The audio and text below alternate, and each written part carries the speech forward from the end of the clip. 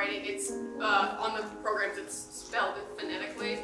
The purpose of this piece was kind of to explore something that I went through of dealing with being an artist and not feeling like an artist, and kind of exploring where that comes from and how to deal with it, or just opening a conversation about it. I'd like to thank my actors, Megan Dean, Eileen Deisman, and Mike Weir for all of their hard work on memorization and everything else, because they're just wonderful. And I'd like to thank Alex Sharkey for teching my scene, and Wayne for his guidance, and the whole class for all of our wonderful conversations during class time. Okay, thank you. Enjoy.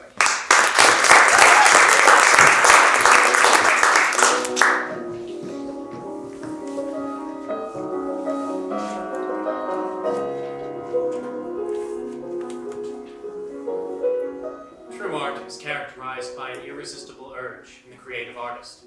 Albert Einstein. The artist is a receptacle for emotions that come from all over the place. From the sky, from the earth, from a scrap of paper, from a passing shape, from a spider's web. Pablo Picasso. Art enables us to find ourselves and lose ourselves at the same time. Thomas Merton. The writer. All artists have to have strength to do what they do. The thing about being a writer is that you spend your time creating people to say the words you want to say. And those are the people your readers relate to. Those are the people your readers remember, not you. I don't mean to sound narcissistic, but it can start to feel like you don't matter. Like the only people that do are the characters you have written. They start to feel like real people. But I do think the scariest thing about being a writer is the fear of how people will change their perception of you based off of what you've written. The story comes from your brain. It's so much a part of you. You cannot deny that you came up with it. A painter is just painting what they see. A performer is just doing what they were told. But a writer? If I write about something twisted or dark, does that make me twisted or dark? If you write a scene about being unhappy with your art, how many people in the audience will come up to you after the performance and ask, "Are you all right?" Maybe I'm wrong. No one will think twice, but you gotta have a bit of strength to put it out there. I struggle with considering myself an artist. When I was younger, I didn't think I was good enough to call myself that. I liked to create things, but I couldn't paint photorealistic landscapes or portraits, as you soon will see. I could play musical instruments mediocrely. I liked making up stories, but I wasn't an artist. I recently began to doubt my choice to pursue art as a career.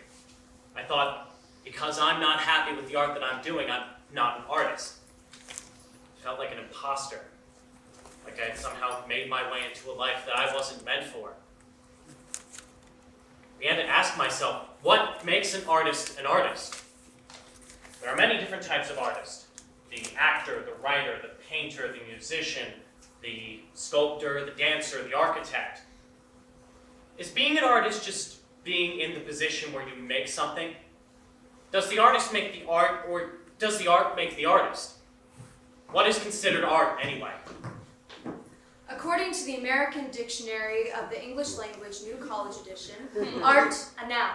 1, a human effort to imitate, supplement, alter, or counteract the work of nature. 2, the conscious production or arrangement of sounds, forms, movements, or other elements in a manner that affects the sense of beauty, specifically in the production of the beautiful in a plastic or graphic medium. 3, the product of these activities, human works of beauty collectively. 4, high quality of conception or execution as found in works of beauty, aesthetic value. 5, any field or category of art. 6, a non-scientific branch of learning. 7, a system of principles and methods employed in the performance of a set of activities, a trade or craft. 8, a specific skill and adept performance conceived as requiring the exercise of intuitive faculties that cannot be learned solely by study. The definition goes on. Not a very helpful definition. If I can't pin down what is art, then I ask, why is art? Aristotle said the aim of art is to represent not the outward appearance of things, but their inward significance. We create art because there is something in us that needs to get out, something we need to share with the world. So if I'm not happy with the art that I'm making, then I'm not getting it out. Not making art. My inward significance is covered out by the outward appearance of the art that I'm working on. It's not my art. It's not art. It's just matter. Empty matter.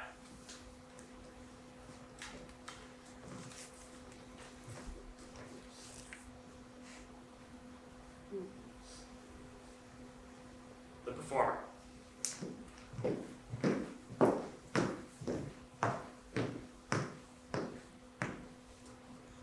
I often envy writers and painters because they own their art. It's part of their own identity, something they can point to and say, I made that. How can what I do be considered my art? I perform other people's ideas. What I do is dictated by the writer, director, composer, choreographer. I am to them what a paintbrush is to an artist. Don't get me wrong, I love what I do. But where do I come in? Even on stage, I'm playing someone else. Yes, it's my face, but it's not me. It's not my words. It's not my art. How can I make it my art?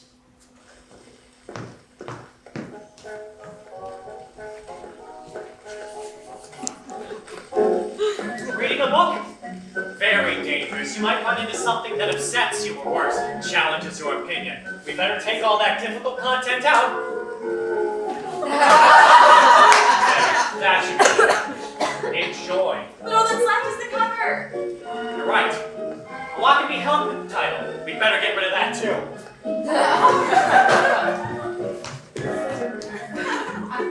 Oh no! Such imagery can't be good for you. You might need to interpret meaning here. Try this.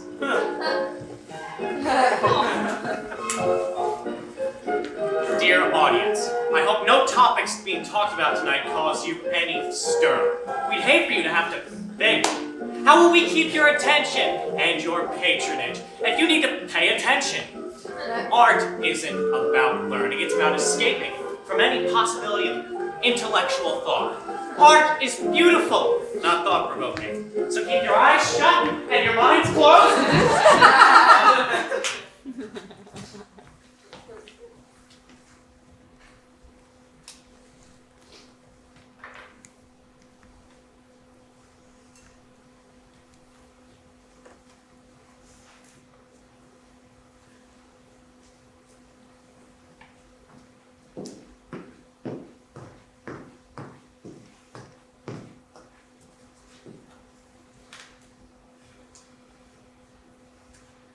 Tolstoy's essay, What is Art? He says, people will come to understand the meaning of art only when they cease to consider that the aim of the activity is beauty, i.e. pleasure. I think a lot of the times we create empty art. We create mass-produced work meant to distract, not to enlighten. We don't take the time to look at our own work for its importance, so we are left with our own emptiness.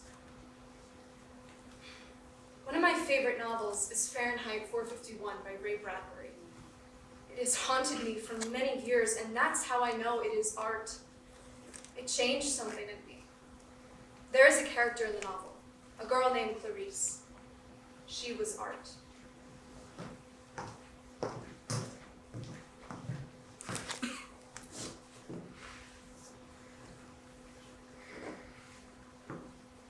I like to watch people. Sometimes I ride the subway all day, and I just listen to them and look at them. I just want to know who they are and what they want and where they're going.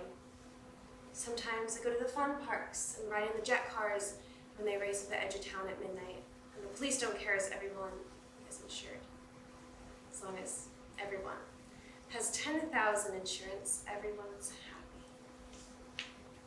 Sometimes I sneak around subways or at soda fountains. And you know what? What? People don't talk about anything. Oh, they must. No, not anything. They name a lot of cars, or clothes, or swimming pools mostly, and say, how swell. But everyone says the same thing, and nobody says anything different from anyone else. And in the cafes, they have the joke boxes on, and the same jokes most of the time, or the musical wall lit and the colored patterns running up and down. But it's only color and all abstract. And at the museums, have you ever been? All abstract. That's all there is now. My uncle says it was different once.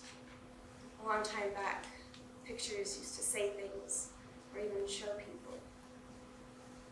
Your uncle said. Your uncle must be a remarkable man. Yes, he certainly is. Well, I've got to be going. Goodbye, Mr. Montag. Goodbye. Goodbye.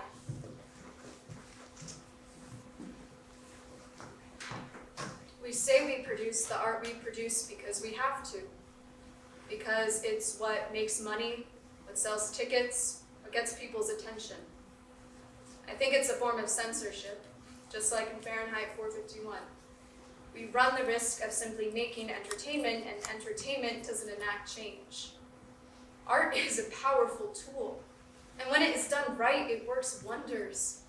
Artists are powerful, and we make a joke of ourselves when we lower ourselves to the level of mere entertainers, or the equivalent of assembly line workers.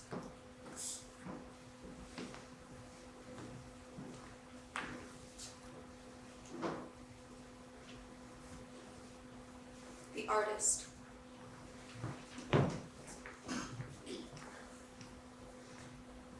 I often envy performers because it's harder to distinguish yourself from the art. It is undeniable that they're there in front of you performing the art. They might be speaking someone else's words or singing someone else's notes, but every time they do it, they make it their own. I struggle with identifying with my art. I copy images, canvas, or clay. It's all technical, and I find myself feeling detached from my work. I'm just going through the motions, like building IKEA furniture. When I paint something, I want to feel like a part of me is in every painting. When someone looks at my art, I want them to think about why I painted it. I don't mean to sound narcissistic, but it's not just a picture or a statue. It's a part of me, an extension of me.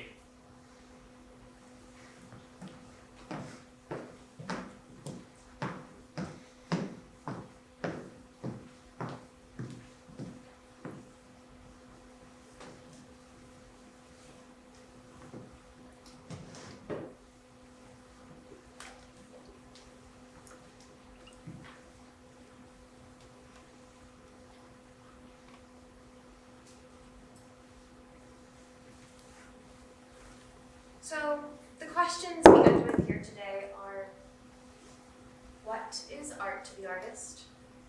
Why do we create art? And how does that art affect us? The answer is, I don't know. Artists can feel pride in their art, but they can also feel subconscious about it. They can hate it. They can loathe it. They can feel imprisoned by it. It can feel like it's not their own. And what then?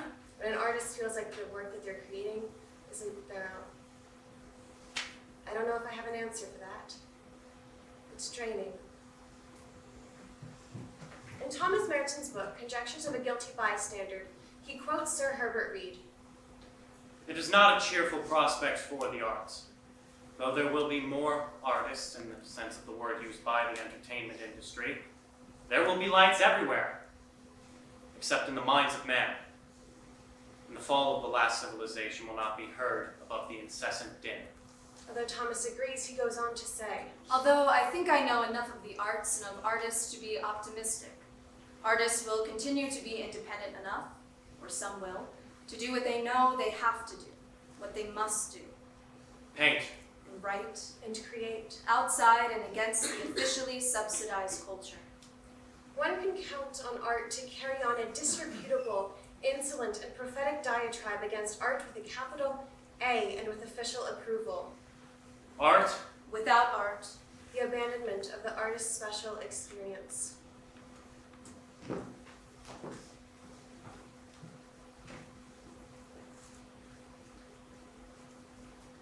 So, what do you do when you realize what you're creating is art without art? Realize that the problem isn't that there isn't enough art in you, but there isn't enough you in your art. Take the time to make the art that matters to you. Make every piece of art you dedicate your time to have a part of you in it, and for the better. Don't let others tell you what your art should be, what you need to create. Art is autobiographical. The pearl is the oyster's autobiography, said Federico Fellini. Your art doesn't need to be about you, it just needs to come from you, and from the truth. Without a special connection to a piece of art, it is empty. Don't get stuck in a rut of empty art. Make it something. Make it autobiographical. Make it matter to you.